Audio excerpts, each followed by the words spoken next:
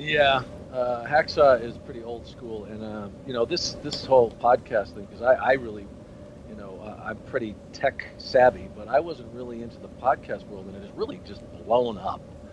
And MLWradio.com has certainly led the way as far as wrestling podcasts go. And you mentioned the tremendous talent that's on that network right now is incredible. And the show, Something to Wrestle With, Bruce Pritchard, and the show What Happened When with Tony Schiavone.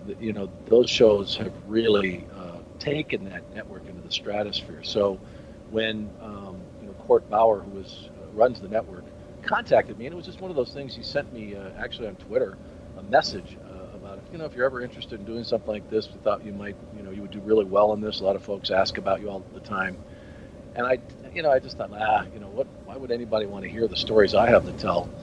And then I talked to a lot of my friends and people that I knew from the old days back in the WWF, a few people who are still with WWE, and they're like, yeah, you should do this, man, because it was such a great period of time. I mean, it's never been recaptured. I mean, that period from, the mid-'80s well into, say, I'll say straight through to the '90s was just a magical time when, it just was a completely different world. And I am not knocking, please, folks, I'm not knocking what's been done since, but back then, the superstars really were, bigger than life in a lot of ways.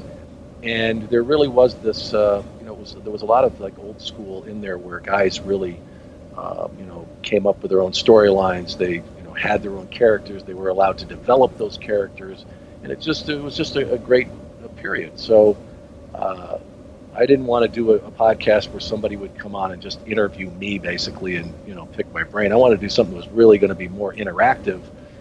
And I started thinking I'd love to do this with somebody else. And I always, Hacksaw and I always got along really well. I always thought he was one of the funniest human beings.